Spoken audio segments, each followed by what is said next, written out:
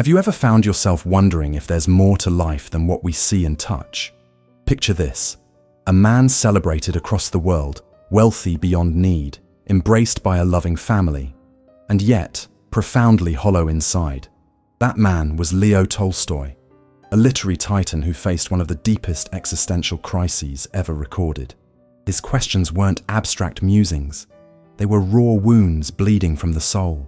Why am I here? What's the real purpose of life? These weren't philosophical curiosities. They were survival questions, urgent, painful, unavoidable.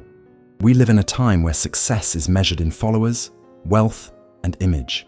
But Tolstoy's journey confronts this illusion head-on. He reveals something most fear to admit. Even when you have it all, a shadow can still haunt you. The shadow of meaninglessness, the invisible ache of a life detached from its truth. Tolstoy's awakening came not through achievement, but through suffering. And in that suffering, he began to question everything the world said would make him whole. In this video, we'll follow how this iconic writer, after reaching the peak of global fame, shifted his gaze inward and began confronting the silence within. What he found wasn't comfort, but clarity. His collapse was not the end, but the beginning of a deeper search, a soul-level inquiry into freedom, ego, and the unconscious forces shaping our every decision. At age 50, already revered as a master storyteller, Tolstoy hit a wall. He had everything, yet couldn't escape a creeping void inside. He described this not as sadness, but as a spiritual paralysis, a crisis of the self. The same questions echoed louder each day. What if everything I've built means nothing in the end? His outer success stood in stark contrast to his inner decay. He began to see that the joy he once found in the simple pleasures of life was fading. In its place emerged a heavy silence, a silence where truth hid behind the noise of routine. Faith, which might have offered solace, had become a battlefield of contradictions. If everything ends, he wondered, then why does anything matter at all? It was a moment of darkness, not because he couldn't see, but because he saw too much. The world without filters, the illusions stripped, the soul exposed. And in that soul's exposure, something new was possible: transformation. Even as a young man, Tolstoy struggled with faith. Losing both of his parents early on left a wound, a kind of silent trauma that shaped his entire worldview. He was surrounded by rituals and religious doctrine, yet none of it touched the core of his suffering. The version of Christianity he encountered felt cold, external, and rooted more in fear than in truth. And so, the seeds of doubt were planted, not just about God, but about the meaning of life itself. This wasn't mere rebellion. It was the slow erosion of belief caused by lived experience. He watched how dogmas clashed with reality, how religious rules often failed to answer the unconscious cries of the soul. I once believed, he wrote, simply because I was told to believe.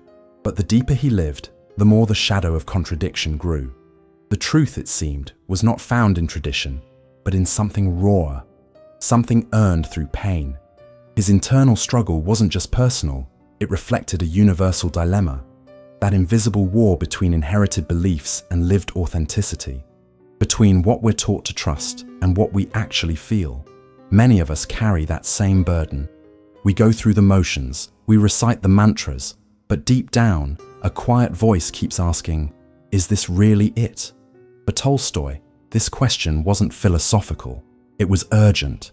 It consumed his nights and shattered his sense of stability. He wasn't just wrestling with religion, he was confronting the ego itself, that part of us that wants control, certainty, and answers. But life offered none. The more he searched, the more elusive meaning became. His soul was not content with borrowed convictions. He craved something deeper, something that couldn't be explained, only felt, something that could survive the collapse of every idea he had about who he was. At the peak of this spiritual storm, Tolstoy reached a terrifying threshold. He couldn't sleep. He couldn't think. Every breath felt like a lie. The suffering became unbearable. Why live if death is inevitable? He asked himself again and again.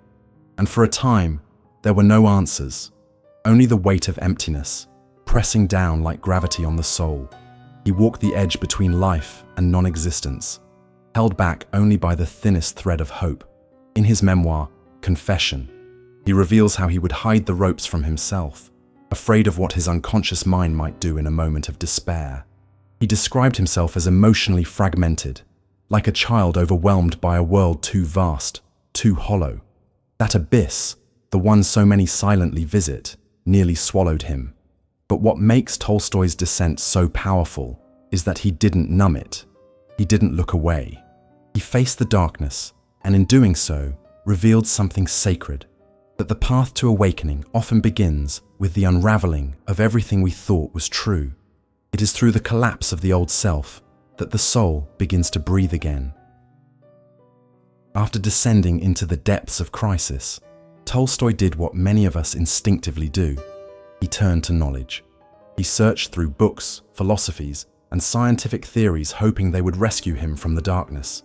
He read Socrates, Buddha, Darwin. He dissected ideologies and examined moral systems. And yet, none of them quenched his thirst. The more he knew, the more hollow he felt. The answers were there, but they didn't reach the soul. It was as if he was asking a spiritual question and only receiving intellectual responses. At one point, he wrote, "Happy is he who was never born. Death is better than life." It wasn't drama. It was the voice of a man whose suffering had peeled away all illusions. A man who had looked into the face of the unconscious and seen not chaos, but silence.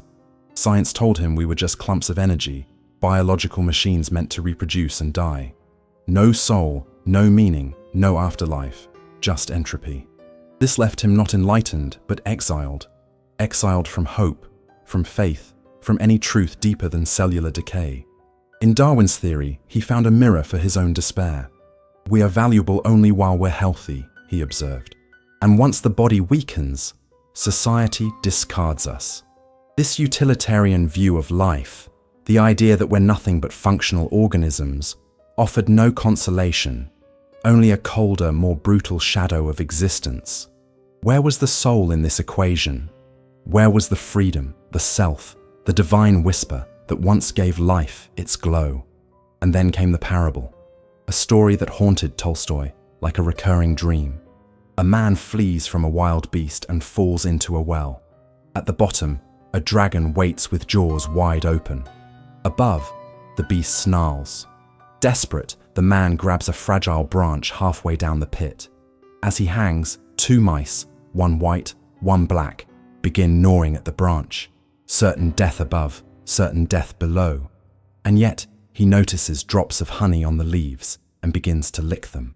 This story, simple as it is, became a symbol of Tolstoy's inner world. Life, suspended between the terror of the unknown and the inevitability of death, still offers moments, fleeting, precious, sweet. And yet, the deeper message cuts sharper. Are we just licking honey while ignoring the abyss? Is life nothing but temporary distraction while we drift toward annihilation? Tolstoy began to see this parable not just as a metaphor for his crisis, but for all of humanity. We cling to pleasure, to comfort, to meaning constructed by culture and ego, while refusing to confront the truth we carry in the unconscious, that we are dying each day, that the freedom we seek is not outside, but on the other side of the fear we refuse to face. The honey, those little pleasures, wasn't enough anymore. He needed something that could survive the darkness, not a distraction, but a revelation, a meaning not invented, but uncovered. Something that could anchor the soul even when the world stopped making sense. The parable of the man in the well didn't just resonate with Tolstoy, it pierced him. It made him realize that even if life is framed by suffering and death, we still reach for sweetness. But what is that sweetness really? Is it a distraction, a denial, or is it the soul's final protest before giving up? This reflection became the turning point. If the honey was no longer enough, what then could offer true meaning? To find answers, Tolstoy turned outward again, not to books, but to people. He began observing how others around him dealt with the absurdity of life, and what he discovered was both sobering and universal. 4 ways, he said. 4 paths the human spirit walks when faced with the abyss. Ignorance, indulgence, despair, and resignation. The first path is ignorance, the kind that simply refuses to look into the void. People living on autopilot, too busy or too numbed to ask the deeper questions. So what if life has no meaning? They shrug. I'm still here. It's a kind of unconscious armor, a defense against awakening.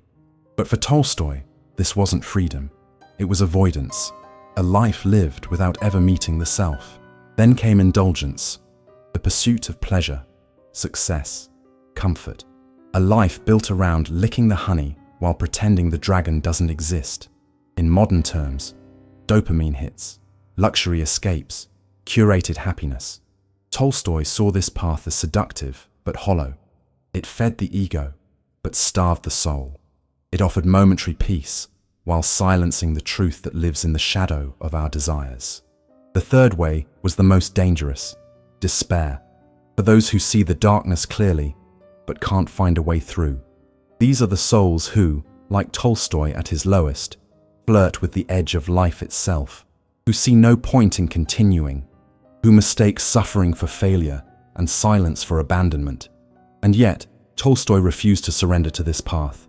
He knew too deeply the cost of letting go without understanding what might lie beyond the pain.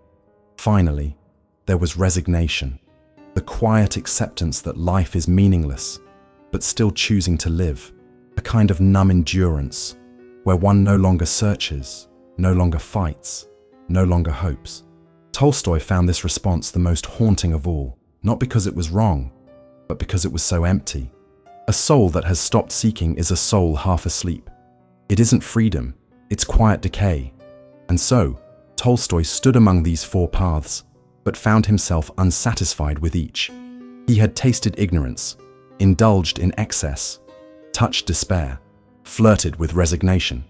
None brought him peace, because what he was truly searching for wasn't an escape, but a rebirth, a way to be fully alive, fully conscious, fully free, even in the presence of death. That required something radically different. Not more thinking, not more resisting, but letting go. Letting go of the ego's craving for control. Letting go of borrowed beliefs. Letting go of the illusion that suffering means failure. Only then, he sensed, could a deeper self begin to emerge, one not rooted in ideas, but in truth. Sometimes, the truth doesn't come from books or philosophers, but from the hands that till the soil. In the midst of his crisis, Tolstoy turned his eyes toward the peasants. Poor, illiterate, burdened by hardship, and yet radiating something he had lost: peace. They didn't have theories, but they had presence. They didn't chase meaning, they lived it. And that shook him. These simple lives, filled with suffering and scarcity, somehow held more soul than his libraries and mansions combined. What stunned him most wasn't just their endurance, but their faith. Not blind obedience to dogma, but a quiet, unwavering trust in something beyond themselves. Something invisible but real. Something that didn't need proof to be felt. While he agonized over questions of existence, they sang through their pain. While he analyzed the absurdity of death, they prayed at sunrise and fed their children at dusk. It was an awakening, a revelation that sometimes the truth isn't loud, it's lived. Tolstoy saw clearly. What these people had wasn't ignorance. It was surrender, not resignation, but alignment. A kind of letting go that wasn't defeat, but freedom. Their faith gave them structure. Their humility gave them strength. Their suffering didn't crush them, it refined them. In their silence, he heard something sacred, a forgotten wisdom rooted not in theory, but in rhythm, in breath, in the pulse of the earth. This realization changed him. He stopped trying to conquer the darkness and began learning to walk through it. Philosophy had given him language, but these people gave him vision, a path not of argument, but of embodiment. He began to simplify, to strip away the layers of ego and status that had kept him from feeling life in its raw, unfiltered truth. He didn't return to faith through theology, but through embodiment, through service, through humility. He stopped debating God and started noticing the divine in the ordinary. A shared meal, a child's laughter, a sunrise on a quiet field. The soul, he realized, doesn't awaken through noise. It awakens through presence. And so, he began to reconstruct his life, not around knowledge, but around meaning, not around pleasure, but around purpose. He embraced a truth that the intellectual world had failed to offer him, that sometimes the most profound answers are hidden in the simplest lives. That peace isn't something you find, it's something you become. Tolstoy's transformation wasn't a flash of light. It was a slow unraveling, a shedding of everything false until only the essential remained. He let go of luxury. He let go of status. He let go of the ego that once craved recognition and control. And in that emptiness, something new was born. Not a new identity, but a return to self, a soul stripped bare, finally breathing in its own truth. He chose simplicity, not out of poverty, but out of freedom. He devoted himself to service, not to impress, but to heal. He walked away from the stage of the world to sit among those who had always lived close to the earth, close to the mystery. And for the first time in years, he felt whole. Not because life got easier, but because he stopped running from its darkness. In his final years, Tolstoy lived like a monk with a pen. He chopped wood, mended shoes, wrote letters of consolation to strangers. His awakening wasn't loud, it was rooted, quiet, humble, real. He no longer searched for grand meaning. Instead, he became meaning. Each act of compassion, each quiet moment, each small surrender was a thread in a greater tapestry, a life no longer built on answers, but on presence. He once wrote, "True happiness is not found in the abundance of possessions, but in the richness of the spirit." And those weren't just words, they were the echo of a man who had walked through the shadow, through suffering, and come out with nothing but his soul. And that was enough. So now we arrive at the edge of the story, but not its end. Because Tolstoy's journey raises a quiet question. What do we do with what we've just heard? How do we carry this truth forward? Will we return to distraction or dare to live awake? The invitation is not to become Tolstoy. The invitation is to become yourself, to awaken not through theory, but through honesty, to let go of the masks, to reclaim your freedom, to sit with your suffering without shame, and from that stillness, to build a life not made of performance, but of purpose. Because in the end, what matters isn't what you achieve, but who you become in the silence between achievements. That is where your soul waits. That is where truth begins.